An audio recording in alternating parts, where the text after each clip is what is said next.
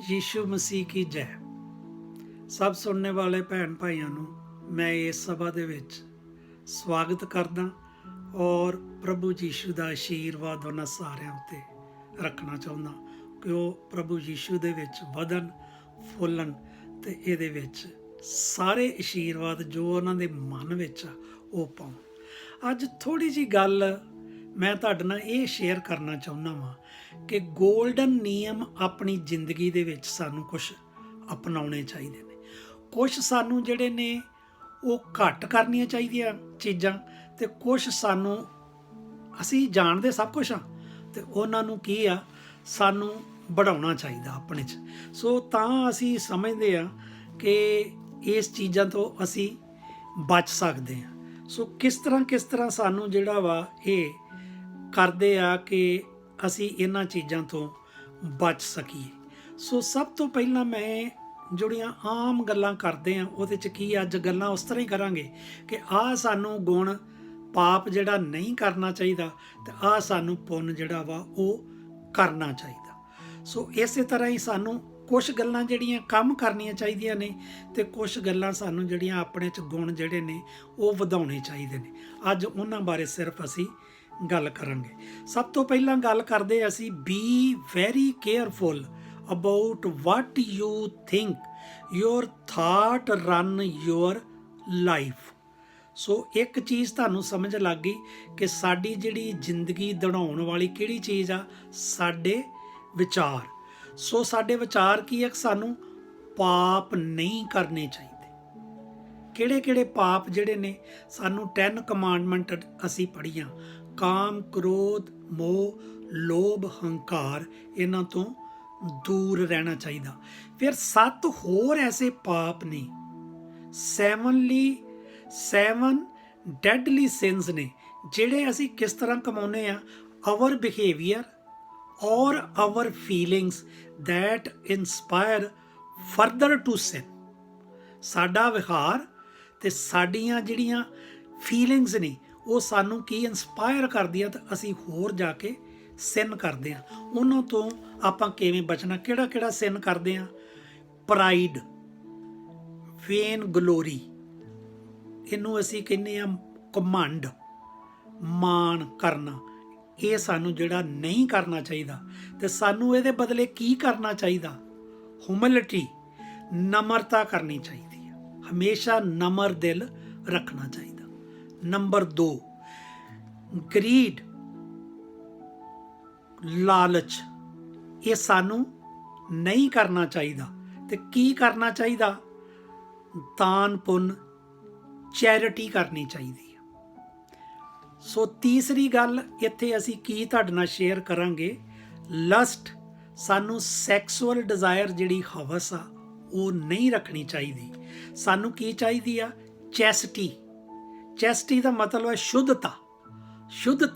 ਸ਼ੁੱਧਤਾ ਸਾਨੂੰ ਜਿੱਥੇ ਹੋ ਗਈ, ਸਾਡੀ ਸੋਚ 'ਚ ਹੋ ਗਈ, ਉਹ ਸਮਝੋ ਸਾਰੇ ਤੁਹਾਡੇ ਕੰਮ ਜਿਹੜੇ ਆ ਉਹ ਹੋ ਗਏ, ਤੁਸੀਂ ਪਾਪਾ ਤੋਂ ਦੂਰ ਹੋ ਗਏ। ਕਿਉਂ? ਜਦੋਂ ਸ਼ੁੱਧਤਾ ਹੀ ਤੁਹਾਡੀ ਵਿਚਾਰ 'ਚ ਆ ਗਈ ਤੇ ਸਾਰਾ ਕੁਝ ਠੀਕ ਹੋ ਗਿਆ। ਸੋ ਹੱਸ ਕੇ ਗ੍ਰਹਿਣ ਕਰੋ ਸ਼ੁੱਧਤਾ ਨੂੰ। ਚੌਥੀ ਗੱਲ ਆ ਅਨਵਾਏ, ਕਿਸੇ ਨੂੰ ਨੀਚਾ ਦਿਖਾਉਣਾ, ਢਾਹ ਕਰਨਾ, ਇਹ ਗਲਤ ਚੀਜ਼ ਆ।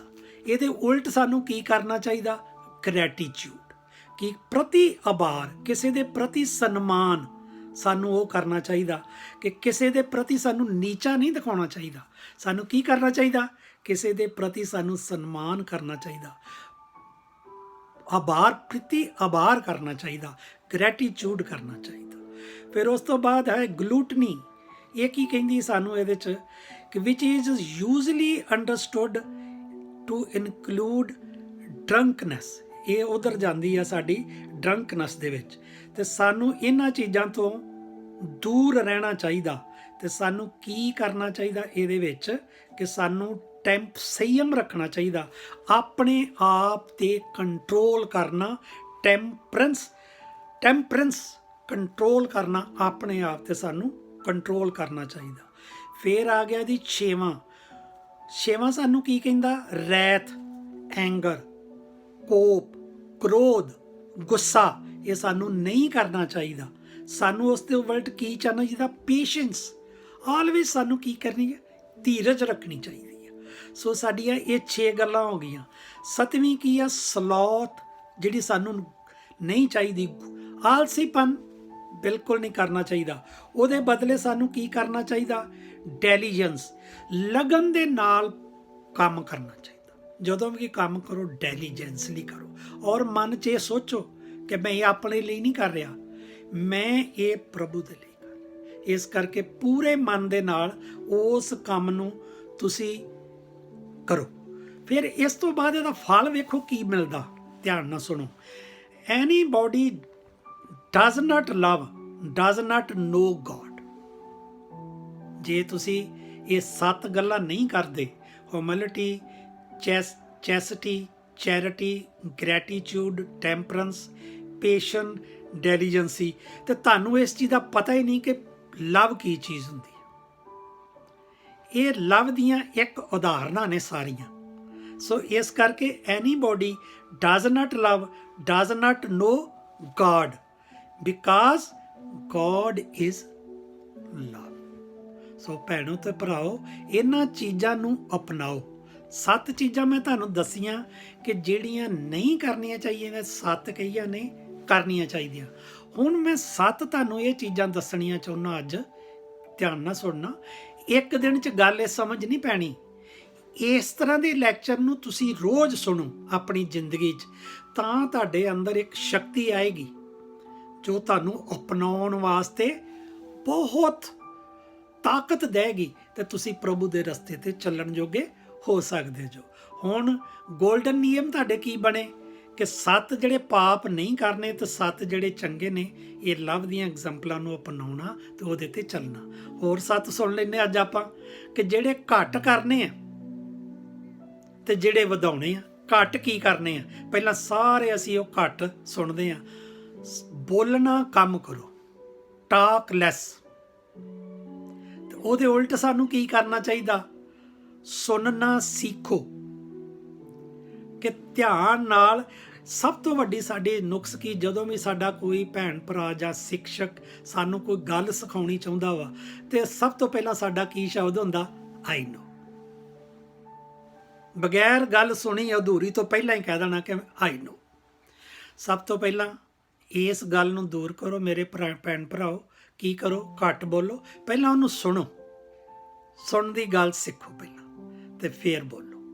ਉਸ ਤੋਂ ਬਾਅਦ ਸਿਰਫ ਸੋਚਣਾ ਕੰਮ ਕਰੋ।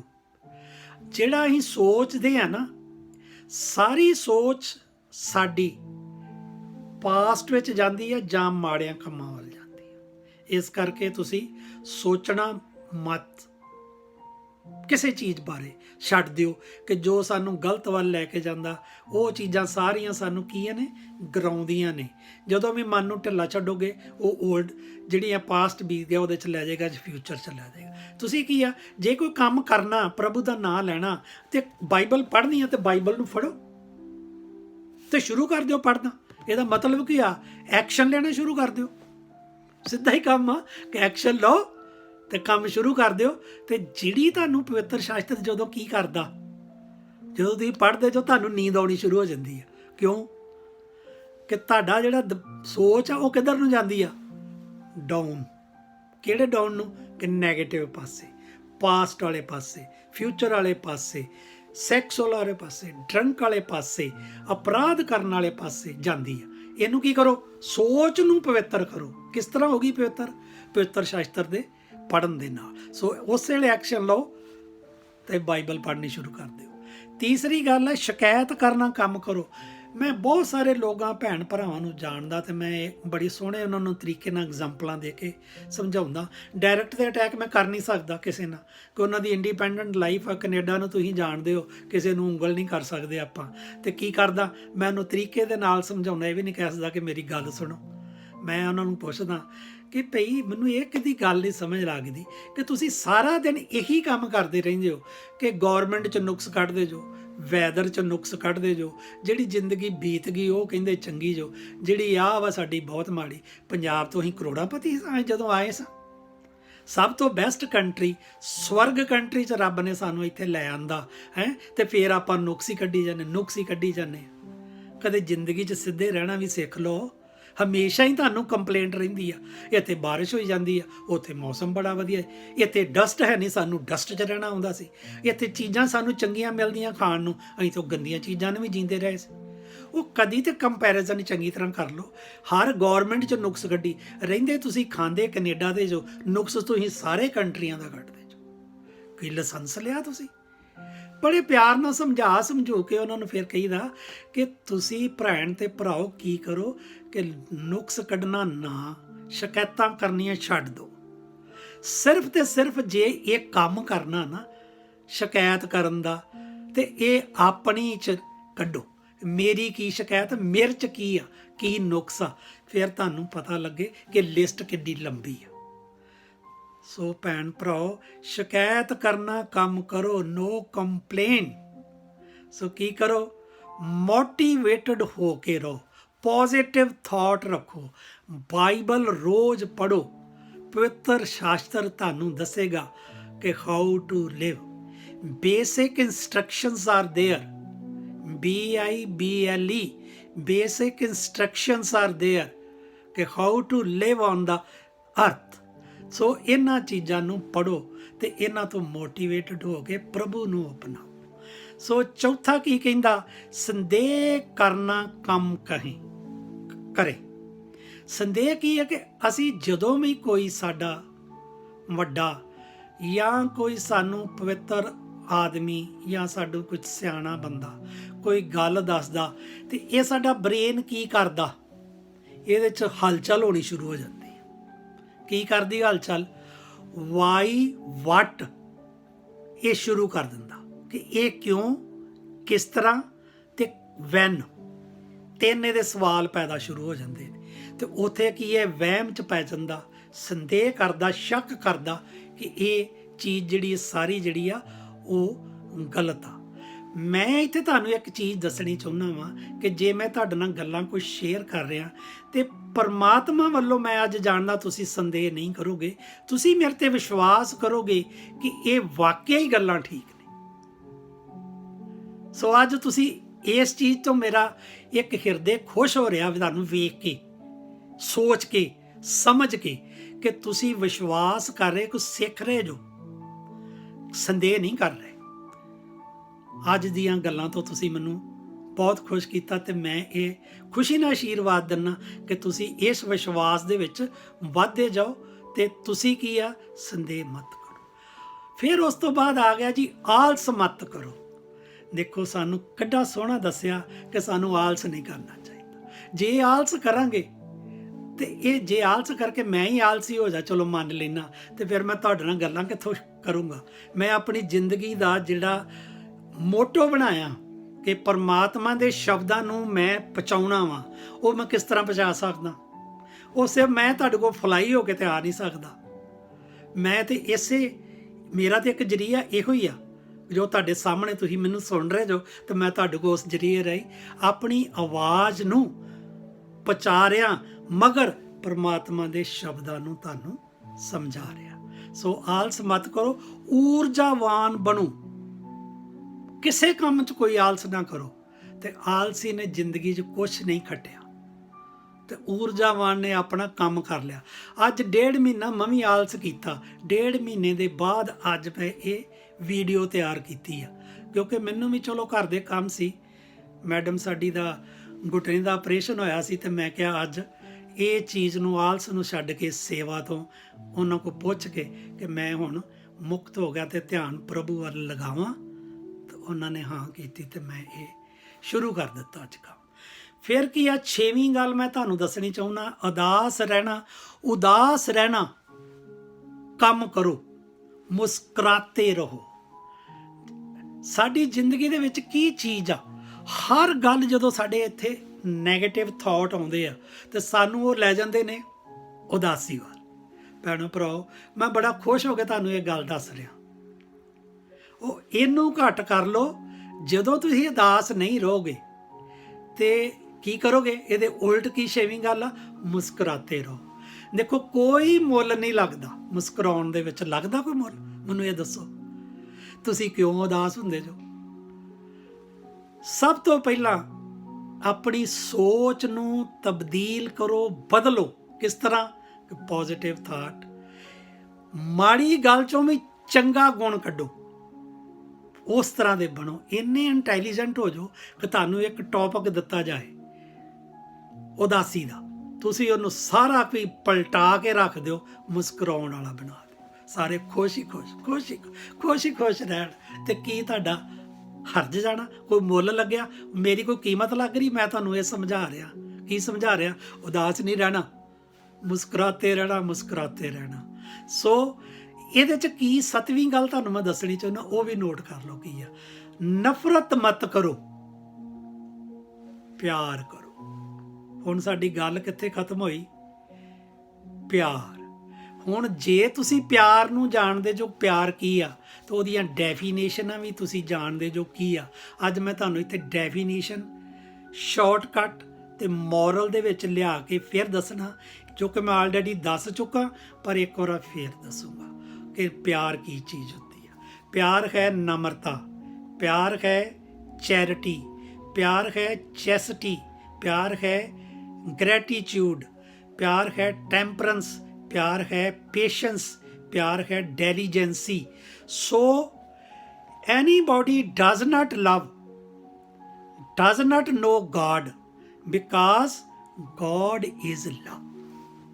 ਸੋ ਮੇਰੇ ਭੈਣ ਭਰਾਓ, ਪਿਆਰ ਹੀ ਪਰਮਾਤਮਾ ਵਾ। ਤਾਂ ਮੈਂ ਅੱਜ ਤੁਹਾਨੂੰ ਸਾਰੀਆਂ ਚੀਜ਼ਾਂ ਦੱਸੀਆਂ ਕਿ 7 ਸਿੰਨ ਨੇ, ਸਾਨੂੰ ਕੀ ਉਹਦੇ ਉਲਟ ਕਰਨਾ ਚਾਹੀਦਾ, ਤੇ 7 ਸਾਨੂੰ ਕੀ ਘਟਾਉਣੀਆਂ ਚਾਹੀਦੀਆਂ ਨੇ, ਤੇ 7 ਸਾਨੂੰ ਕੀ ਵਧਾਉਣੀਆਂ ਚਾਹੀਦੀਆਂ ਨੇ। ਸੋ ਇਸ ਕਰਕੇ ਅੱਜ ਪਰਮਾਤਮਾ ਦੇ ਸ਼ਬਦਾਂ ਨੂੰ ਗ੍ਰਹਿਣ ਕਰੋ। ਮੈਂ ਹੱਥ ਜੋੜ ਕੇ ਬੇਨਤੀ ਕਰਦਾ ਕਿ ਬੜੇ ਪਿਆਰ ਨਾਲ ਇਹਨੂੰ ਸੁਣੋ ਤੇ ਸਾਰਿਆਂ ਨੂੰ ਸਮਝਾਓ ਤੇ ਇਹਦੇ ਤੇ ਚੱਲੋ ਤੇ ਸੁਖੀ ਜੀਵਨ ਮਹਿਸੂਸ ਤੇ ਬਤੀਤ ਕਰੋ। ਇਹ ਪ੍ਰਭੂ ਦੇ ਸ਼ਬਦ ਨੇ। ਹੁਣ ਮੈਂ ਸਾਰਿਆਂ ਭੈਣ ਭਰਾਵਾਂ ਦੇ ਲਈ ਪ੍ਰਾਰਥਨਾ ਕਰੂੰਗਾ। ਸੋ ਪ੍ਰਭੂ ਇਹਨਾਂ ਪ੍ਰਾਰਥਨਾ ਦੇ ਨਾਲ ਤੁਹਾਡਾ ਮਨ ਜਿਹੜਾ ਉਹ ਖੁਸ਼ ਕਰੇਗਾ। I come before you in prayer this day. Help me overcome my fears and worries. Give me the strength to keep holding on and waiting on you.